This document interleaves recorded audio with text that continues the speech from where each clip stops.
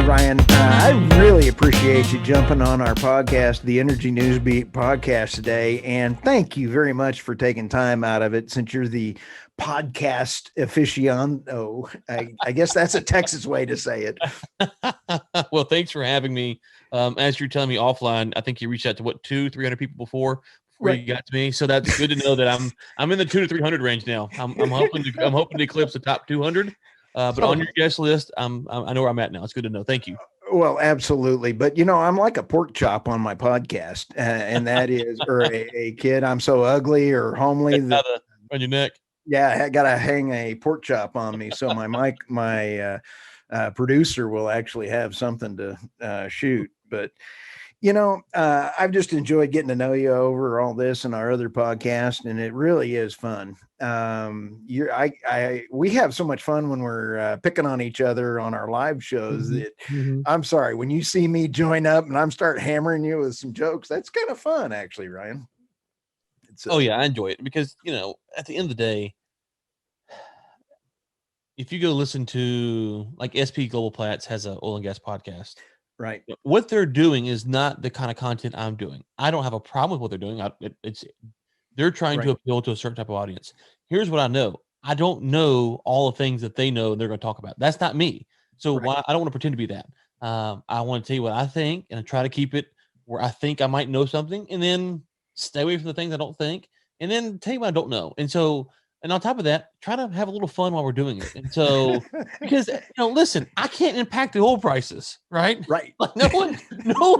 If you're making a trade on oil based on what I said, call me, write me a check, and then make your trade because you might as well throw the money away to me first. But I'm not. So I don't want to take myself that seriously. I mean, I have serious thoughts and serious opinions, but those are more about. And if you listen to the show long enough, philosophical ideas that I'm importing into the industry, not necessarily about how best to frack a well or how long a lateral should be. And so that's where I like. Did you say frack a whale? Yes, that too. Okay, maybe we are from Texas. Listen, PETA's going to be all over us for that clip. Okay. We're at Texas. Fracking whales. What's going on here? Hey, just a couple of things for our listeners, and that is, Ryan, you are on the board for China. Tell me a little bit about that board for that group. Just not actual China. Although if the CCP would like to have me run their party, they can find me anywhere online. I'm on the board of advisors for the George H.W. Bush Foundation for U.S.-China Relations. Yes. So that's the group I'm with. That sounds great. And so, I kind of ping you for information on China, but I think that you'd have more fun running the CCP than they are. You got a sense of humor. It'd be a hoot. Let me tell you something. Taco Tuesdays would be an official holiday, okay? And you can do it, right? Like that's the problem with communism. The things that they can do that are fun, they don't do. Oh yeah. I mean, just look at us. We're approaching there. Okay. With that being said, Ryan, we got some fun things going on, and we kind of talked a little bit about there's two major pipeline things going on this week. We got Line 5 with Enbridge going up to Canada, and that's just a monkey. I mean, it is big money out of the 4 states. A big billions, and as we say, what's a couple billion between friends? And then the other one is the Colonial Pipeline. And I want to bounce some things off you on that. And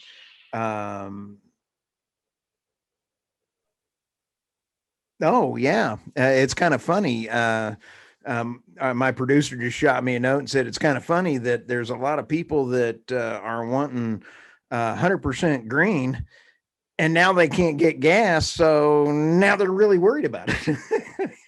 Right. And so taking Line 5 and Line 5, Ryan, is the one.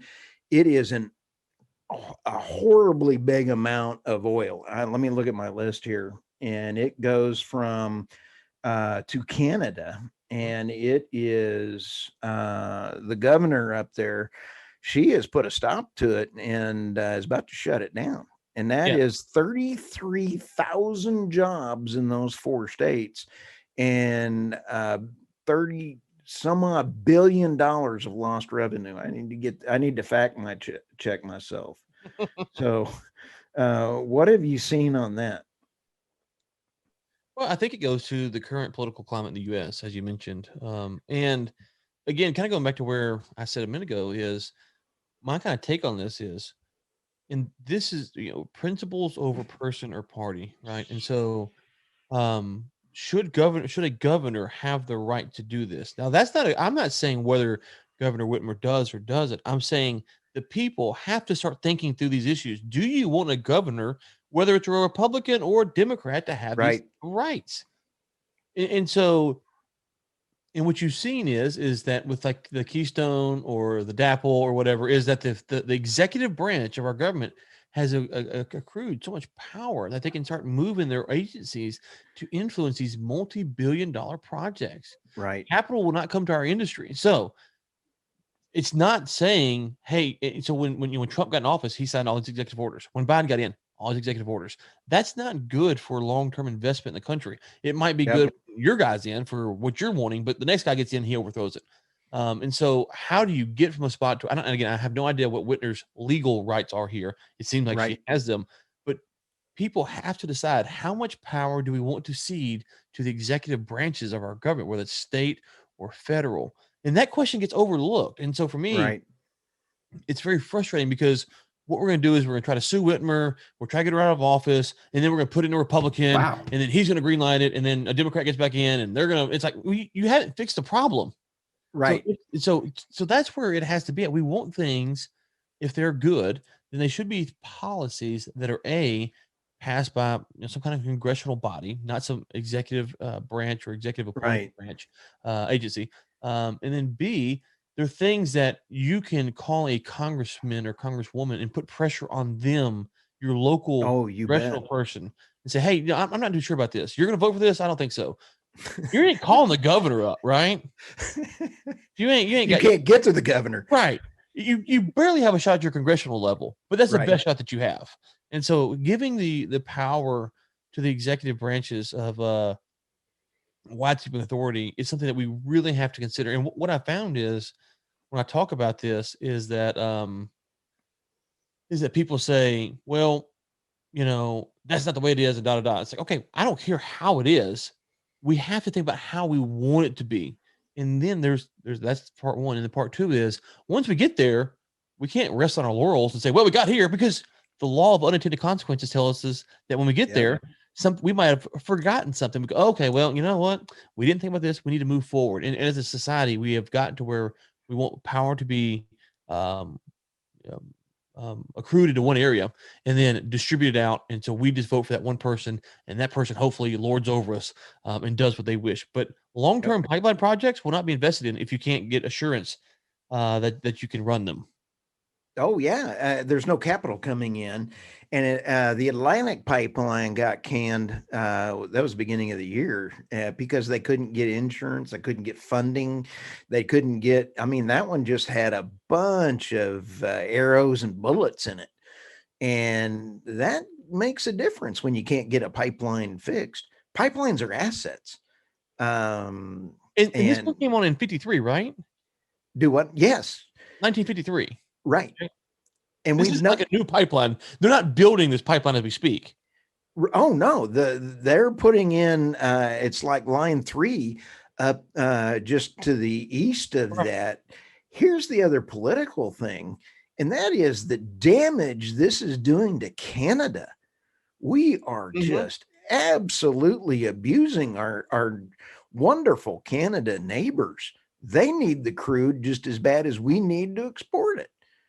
And Ryan, I don't know that. What do you think about the relationship between U.S. and Canada, especially with Keystone Line 3 and Line 5? Holy smokes! Okay, so you brought up China, right?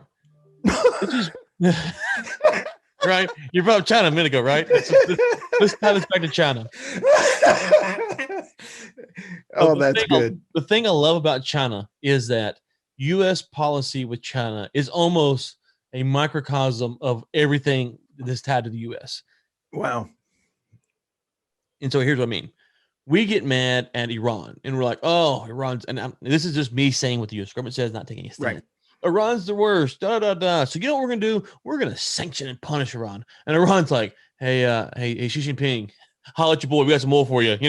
What's up? You get a discount. And China's like, yes, sir, because we need oil, right? And so they were like, how dare the Iranians sell products to China? It's like, well, what do you want them to do? And so think about Canada. If we keep kicking Canada in the teeth, right, they're going to sell to China or somewhere else, and they're going to be like, oh, the horror of Canada making a market decision that's been their best interest. It's like, well, they wanted to sell to us. Exactly. And we ruined it. And so the China stuff to me is so fascinating because all the stuff we do with China, like if you take it to Canada, it's like, well, I'm not saying that Canada's wanting to sell to China. They prefer to sell to us. But if they do, and you're like, well, I mean, can you blame them? Can you blame them? Well, on that Iranian front, they have been planning for years to protect their cash flow, and they've done it. So the United States is absolutely not important anymore. When they just signed that, was it a 25-year agreement with China to do things, and it's even outside the OPEC and OPEC plus production. China is importing a lot of oil, man. I mean, that's just crazy. So right. And so, do you think they want the Canadian oil? They'll take anything, right? Because they got refineries. You bet. They got refineries, and it's just a straight shot from the western bank of Canada to China. Oh, you bet. And so I absolutely love our Canadian brethren.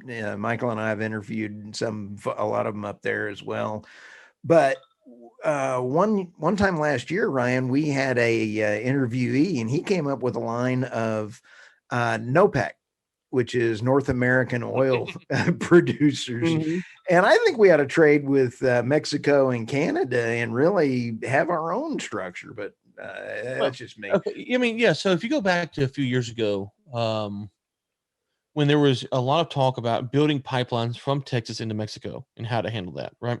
And there's a lot of potential problems that are involved with that, but it really just comes down to how do you handle the rule of law, right? This was during Mexico's energy reform, right? And so they had these energy reforms going on, which they've rolled back since. And one of the things we said at the time was, how will you know? How can you get assurance from Mexico that they're going to handle litigation the right way? Right. So if there's a dispute between Ryan and Stu, and I go down to Mexico and to sue, the Mexican court's going to treat me fairly. And or vice versa. If you're coming to America, you get treated fairly. And our thesis was that what you'd have is you'd have companies, the early adopters, who are willing to take the risk. Okay. Right. And they might get screwed, but they also might make a lot of money. And they will kind of set the template for what's going to happen. They'll have the lawsuits, the contractual problems, all the typical business stuff that you have. And then you have the second wave and then the third wave. And the longer it goes, the more comfortable people will get with running pipelines and doing business from Texas to Mexico in the energy space. Right. Right. The one thing that could not happen was what happened, which is that Mexico then yanks their energy reforms and you go, okay, well, this is too risky. Yep. Right. And so what we're seeing here is if the U.S. is not a reliable trade partner, you're not going to get a lot of pipelines built from Canada to the U.S. Why would you? Absolutely not. And they can't plan on anything, Ryan. We're too unpredictable. So we have to have laws that are stable, that are sound, that they determine precedent, that people can know that if we follow these laws, we can then do project X, Y, and Z. And we do not, we are losing that. And it's a very scary thing because what happens is you lose it, and then all of a sudden it's granted to you, but the way it's granted to you is very regulated. And so that's a concern. Ryan, I always have to fact check myself, especially when I'm picking on you when you're live. Because it's like, all right, I get to pick on, Ryan. And I just make it all up. This is all comedy. So, oh, absolutely. When I got Larry the Cable Guy to like one of my tweets, man, I am now complete in my life. I had to fact check myself, and Line 5 shutdown would cause at least 20.8 billion losses in Michigan, Ohio, Indiana, and Pennsylvania. Holy smokes. And that's a great point. And so let me just add on one quick thing there. Okay. I'm always reluctant to throw those numbers out because the number could be really depending on who's putting the number out. They're either going to overinflate it or underinflate it. But the other thing that never gets added is what about the dad whose wife and him are having a kind of a rough time, Right. and the kid might, at school is struggling, and he has to go home and say, "I lost my job today." Mm. For nothing he did wrong, nothing Right. his company did wrong. It's not like there's an economic crash. Like no one did anything wrong. Right. It's like the worst time to let someone go is a layoff because they Right. did anything wrong and you failed them as a business owner or a business manager. You could get Right. employed. This is even worse because literally one person is removing your ability to make a livelihood.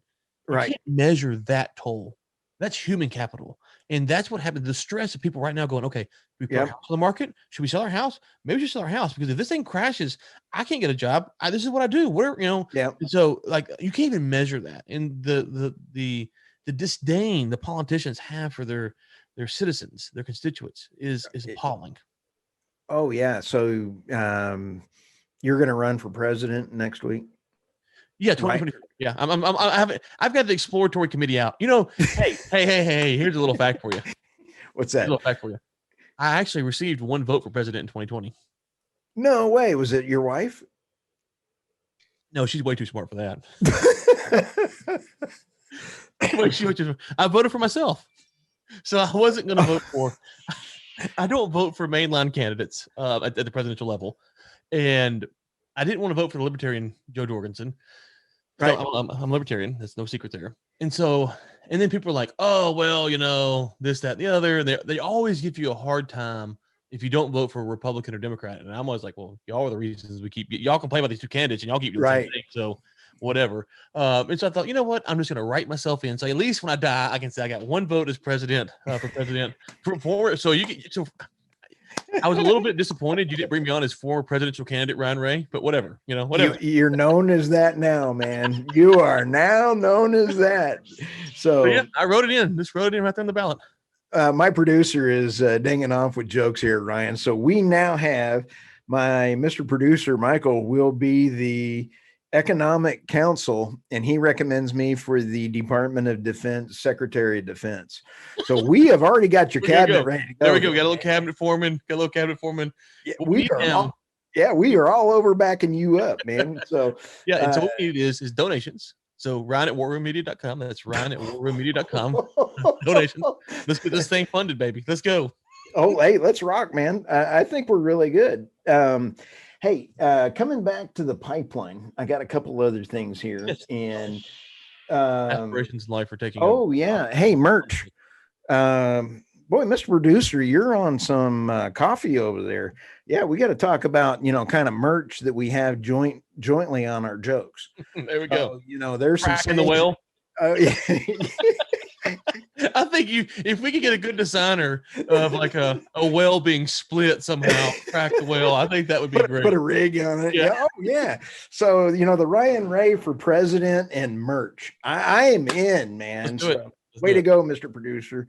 Love him, by the way. He's almost, always looking over you, kind of like my wife. So, okay, Colonial.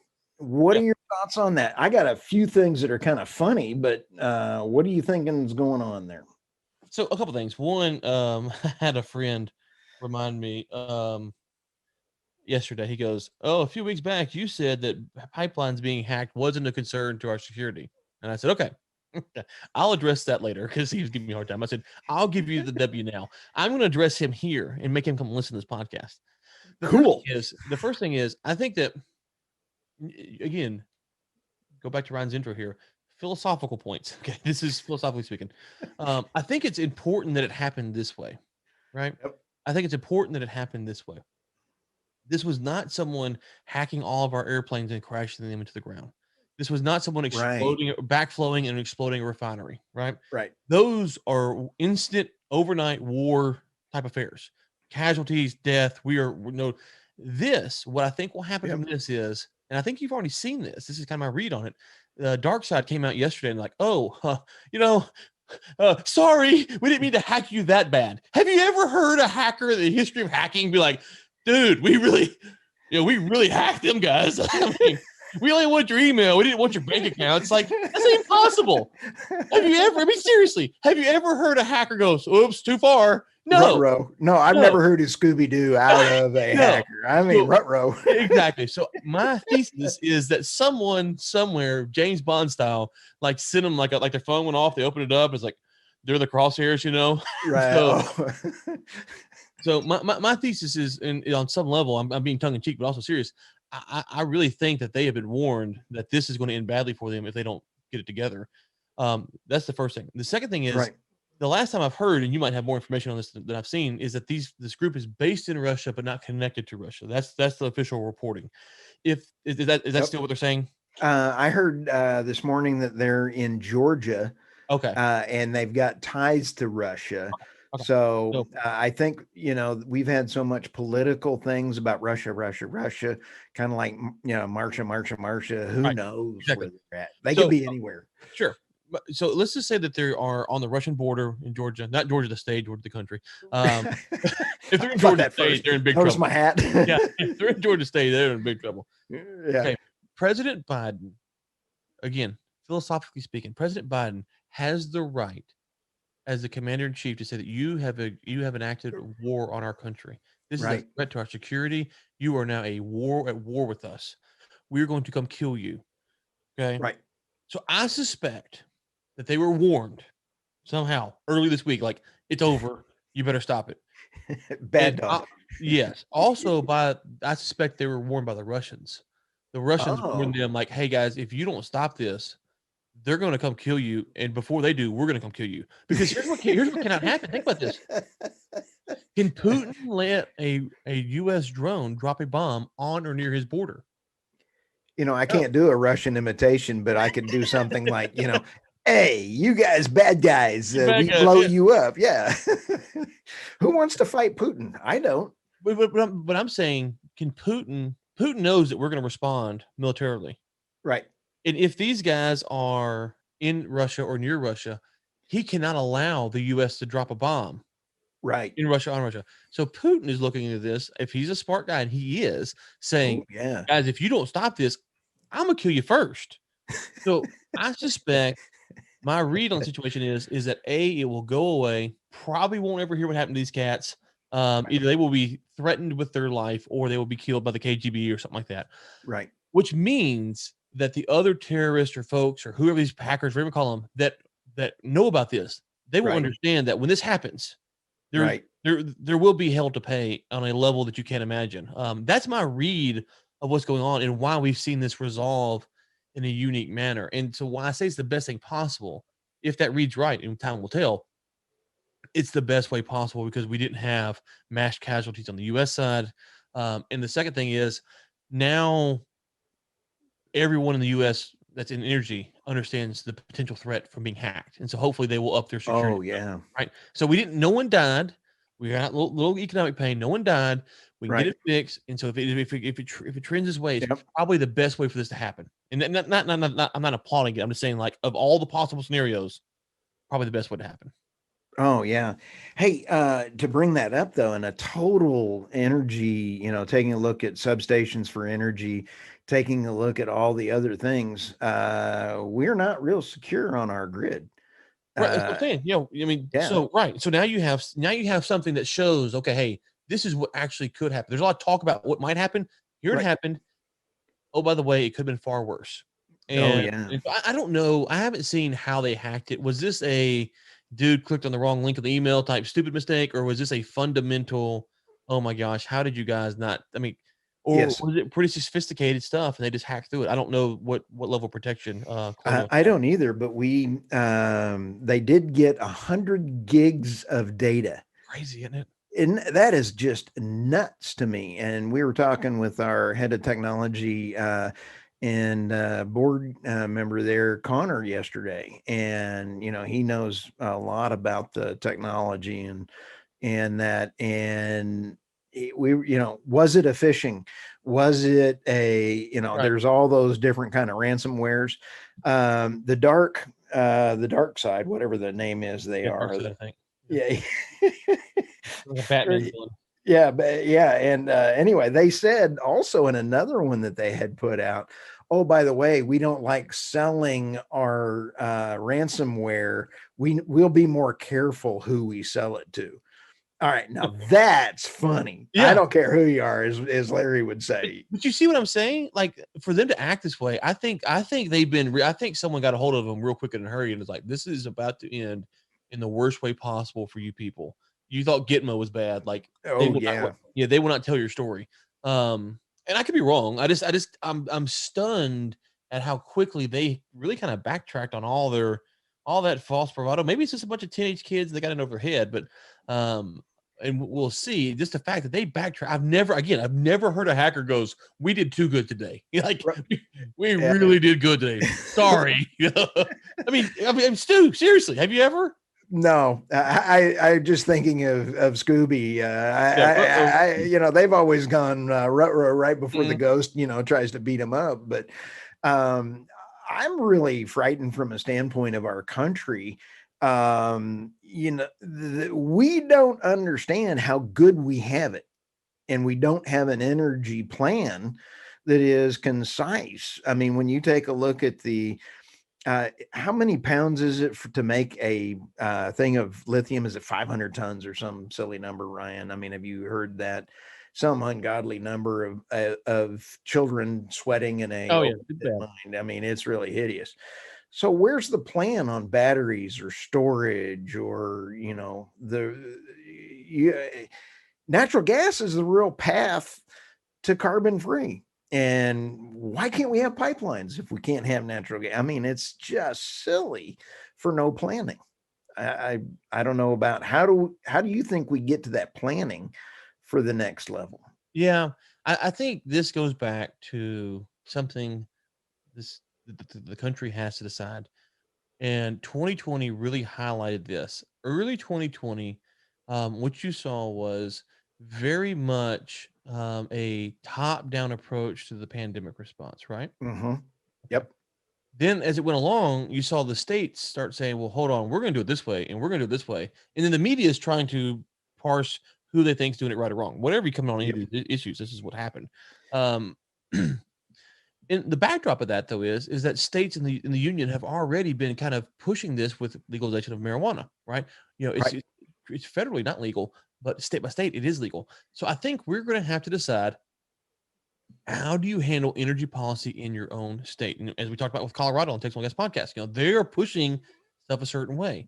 Yep. And so if they want to go that way, then the people of Colorado want that. I'm not mad at the people of Colorado. What I don't want is the federal government imposing that for all 50 states. And so I think we have to get to a state by state thing. And when people hear that, they go, "Oh my goodness, well, how could you ever function?" Well, it doesn't mean that multiple states can't work together. It's not like saying Texas has an exclusive thing and we build a wall and we're like, screw you guys. It's saying that Texas needs to have its own energy policy, and that includes where they're going to get it from, how they're going to get it out, who they want to sell to, all of these things. And then Oklahoma might want to work with them. Louisiana might want to work with them. New Mexico, North Dakota, whomever. And so the states need to reacquire that. And what you would see at that level is some bad policy by some states, and they would pay the price. Then they wouldn't be subsidized by the federals.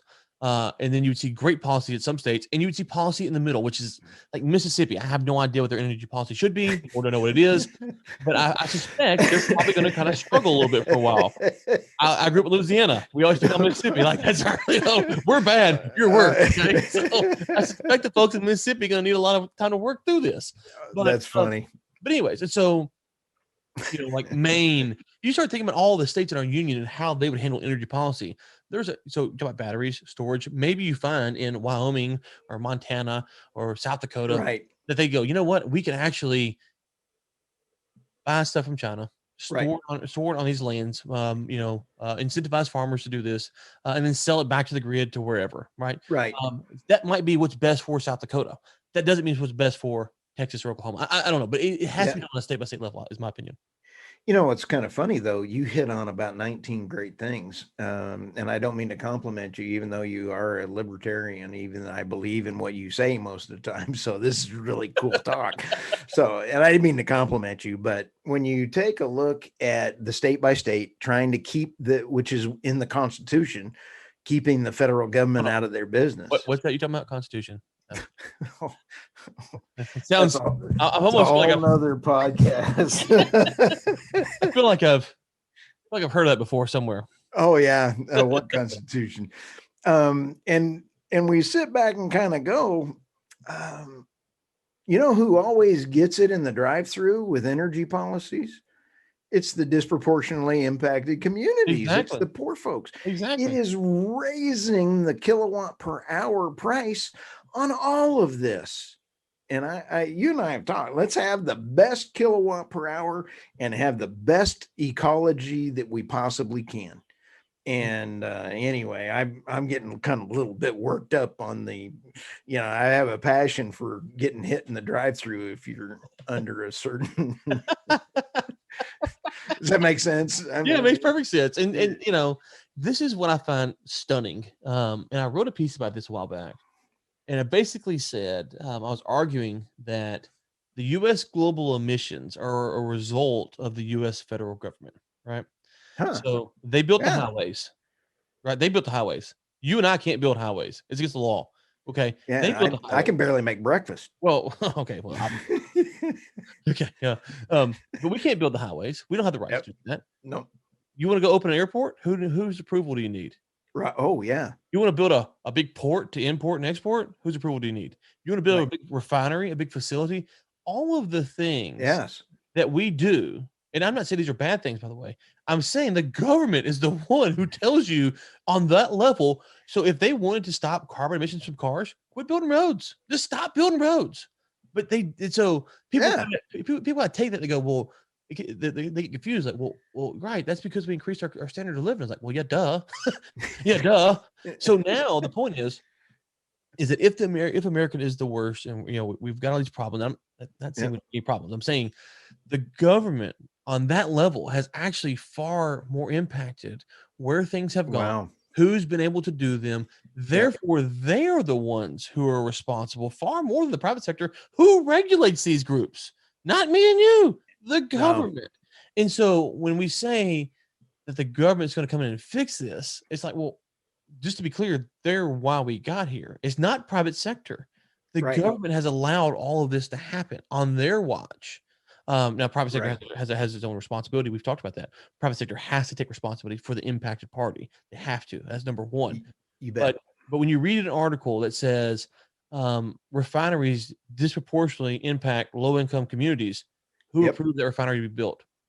Who approved that? Man, that is like great. I have not really thought about that, Ryan. So having an epiphany from Ryan Ray is absolutely worth the price people are paying for this podcast. That was Let's not get absolutely creative over phenomenal. that now. No, and I think it brings up a great point. It's like, why are we sacrificing the world, our economy, our disproportionately impacted folks, for climate change? When I saw yesterday or day before from, I believe it was Reuters, they had a note saying that China is not going to meet any of their expectations. And by 2060, they're still going to be the largest producer of CO2 and pollution. And they also said something silly that it was like the pollution is so bad that no matter what the US does, China right now is putting out more pollution than the other major world countries combined. I don't Right. know if that was true or not. It's just like you said earlier, we got to fact check, or you don't know who wrote it. We covered this. Yeah, I can tell you. So it was the US, India, and the EU. Okay, cool. Okay. So those countries combined was I must have missed that podcast. well, we just did it yesterday afternoon. So I don't know. Okay. Gotcha. So China was, this is where you can fact check, but China was like 29%. Right. And then those three countries combined was, I think, 21%, something like that. Whatever it was, it added up to 51%. That was what was left out of the story. Even when you add China, the US, the EU, and India, it's still 51%. Wow. Oh, by the way, what about Pakistan, the third largest population in the world? Yep. What about Africa? That's a continent, not a country for people who don't know. That's a continent. What about South America? Right? You start adding all the people. See, 49% of the pollution that they're talking about is all these large, huge places. And And I keep saying in Pakistan because they're the third. I think they're the third largest, right? Population. They're second or third. They're right there with India. Yeah, And they're so up there. they're Yeah, not even included. So as their per capita GDP growth increases, what do you think is going to happen? right. And so, I heard someone the other day characterize China as a industrializing nation and the US as a post-industrializing nation. And That's interesting. yeah, and his argument was one I agreed with, which is that most manufacturing jobs aren't coming back. And he said, like, for cars, we're never going to build all the car here. We assemble cars here, right? So Right. the car assembling will go in an industrializing nation, which is China or many other nations. Yep. We'll just assemble them here, and we need to understand that. And I fully agree. The other thing he said is because of that, we in the U.S. can transition from energy sources quicker than China can. Now, I'm not sure if I buy into how much energy transition we can actually do in the U.S., but I think the larger point of what he's saying is true, which is unless you, and he didn't, this is me speaking on him, unless you expect China to really hamper economic growth, they're going to build coal-fired power plants. They just are. Oh, absolutely. Their demand increase, I believe I even heard on you on one of your podcasts, which I do listen to, which is not just because you're a guest on the show, because I heckle you on the shows, is the fact that China's growth of energy demand requires them to put more coal plants online. Yeah. Is that a fair statement? I mean, okay, I had to go read the current policy because you read a lot of stuff about what their I don't know their current policy. Okay, let me rephrase this. I know the current policy. Their policy is they're going to do what they want to do. Okay, let's just be honest here. The policy is they're going to do what they want to do. What their written policy is, I have no idea, nor do I really care because they're going to do what they want to do. Exactly. And that's important. And just real quick, when Americans listen to the U.S. and China go back and forth, China has a point when they say some stuff about the U.S. And one of the points is that the U.S. basically bullies people around. Now, you may think we're right or wrong. It doesn't really matter. Right. China's point is that if we want to sanction Iran, go back to them, we do. We don't get anyone else's permission for that. We're the reserves. We're the world's reserve currency. We just do what we want. And so China's like, you know what? If we need oil, we don't care what the U.S. thinks. Iran's selling it to us at a discount.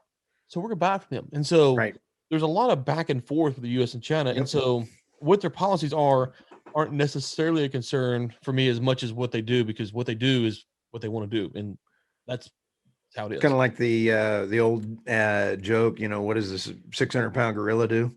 Whatever he wants to. Well, it's kind of like the mob. You watch those old mob shows and they're like, oh, you can't kill this guy. He's a made man. And then like 3 episodes later, someone whacks him. You're like, I thought you couldn't do that. Like, well, okay, we had a procedure. We brought in the families. We all met. We had a procedure. Yeah. It wasn't really a fair trial, but he had some testimony. He wasn't there to defend himself, of course. And so he whacked the guy. It's like, right. Like, I thought he's a made man. And so it's kind of like that with China. They just kind of like, well, we got the policies and we change it. And so another thing is that China, to their credit, has brought, depending on the number you believe, it was 400 to 700 million people out of extreme poverty in the last 40 years. 400 to 700 million. And so they're feeding a lot of people, and there's a lot of people who are out of poverty. And that is because they have these huge emissions, right? So the huge emissions are a result of that. So you could have people starving in the rice fields, right? People in these big cities. Oh, by the way, though, what do we know happens to people as they increase their wealth? When they increase their wealth, they have a nicer standard of living. And all of a sudden, when you're in the rice field and you're starving to death, and this is a China statement, this is a Ryan Ray statement. If I'm in the rice field, I'm starving to death, I will drink the water in the ditch. I'm that desperate, right? Absolutely. It doesn't matter. I've got to live. When I'm living a little bit more wealthy, it's like, okay, can I get the bottled water, please? The medium rare steak, right? So as you become wealthier, what happens is your concern about the air you're breathing in, the water you're drinking, it changes because now you expect to live a long time. So as China's population becomes wealthier, they are pushing back on their government, like, guys, it should be sunny and I can't see the sun. Like I gotta wear a mask all the time because of smog. We got to do something. And so the Chinese people are putting pressure on their government to clean up the air. And that's a reality. But you have this balance of people who are still in poverty. So So I think there's a lot going on with the China stuff on that. So sorry, didn't mean to get off on all that. Oh no, that's fabulous because you are is it on the Bush Foundation of intercollegiate, I mean international CCP, and so if you don't get the presidency in 2024, you're going to run for the president of the CCP, right? Well, interestingly enough, Xi Jinping's term is supposed to be up in 2022. A lot of people suspect that he will keep on riding. If he wants a marketing guy to come help him with that spin, I'll be happy to do that. So, well, yeah, you know the area, and so let me just say this real quick. There's a lot of people out there who report that China pays media organizations to cover them well. Right. I just want to say this, to be honest with you, dude. They're not paying me, but if they would, I would consider it. Okay. I just want to get that out there publicly. They're not paying me, but if they would, I would consider it. Okay. I mean, right? I mean, we all got a price, right? Oh yeah. What's Ryan that brings up a great point. Michael and I were on our podcast last year, and it was kind of funny. It was when all the tankers were all piling into California. I actually got a call from China, and they said they wanted to interview us. Oh wow! And I'm like, all right, I got a call from China. Two people actually listened to our podcast, so it was kind of cool. And I didn't take that interview, but it was more of an ego thing that I got a call from China saying, hey, they wanted to interview us. They've never called me to talk to me, so there you go. They, as soon as they found out who it was. Oh yeah, my Mr. Producer Michael just said we were being screened as possible spies. Like I said, when you get the China space, you're already kind of looked at. That's the funny thing about the China space is that if you go watch China commentators, there's really two large groups. There's the hawks who are like China's the worst. Oh my God, we should just bomb them into oblivion or whatever. And the other time you have is China's really not that bad. And so I just try to take issue by issue and try to give you my opinion. However, so most people suspect that those two groups are being paid off, right? So one side is being paid off by some kind of U.S. interest group to produce this kind of content, and the other side is being paid off by the CCP to produce this type of content. I ain't getting paid by nobody. I just want one side to pay me. That's all I'm saying. Absolutely. And speaking of propaganda, I loved your joke you played on your son the other. I mean, it was last month or something when you squished the water. I mean, whatever you did, and he's all, you were so proud of yourself on that.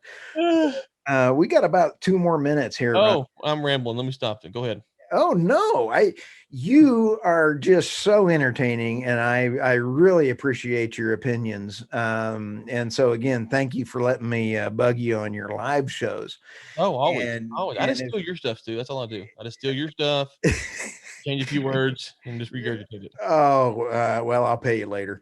Okay. Hey, could you tell our listeners how to get a hold of you and some of the podcasts that you got?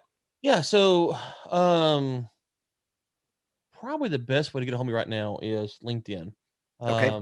And so that's an easy spot to find me at. As you mentioned, kind of working on some new projects there. And so I put most of that stuff there. Okay. And in the podcast, there's several to name: Texas Oil and Gas Podcast, Energy Podcast, Don't Let the Facts, Overtime, and Inside the War Room. So if you want to write down all those, I will put those in the show notes because we actually transcribe these. So, oh gracious, well, yeah, you're going to be infamous or infamous or famous. What I've learned is that, I have the propensity to get people to think that I have a position that I completely do not hold.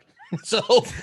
Which makes you infamous a lot more than famous. So you lost me a propensity because I didn't think you knew that big of a word. Well, I Googled it. I said smart word about a lot of things. And so fracking a well. And so you love that one. We are going to have a Ryan Ray t-shirt made with that one. So it will be available in our joint merch store there. Well, Ryan, again, thank you. I really just appreciate everything that you do for the podcast group. and we need some more. Everybody needs to listen to the oil field one. Which one has the screaming at the beginning of it? Oh, hold on. That? Can you hear that? Yes. Texas Oil Gas Podcast. Yeah, we got to do something like that. But again, thank you very much, Ryan. Thank you guys for having me on. I really appreciate it. Hey, we'll see you next time.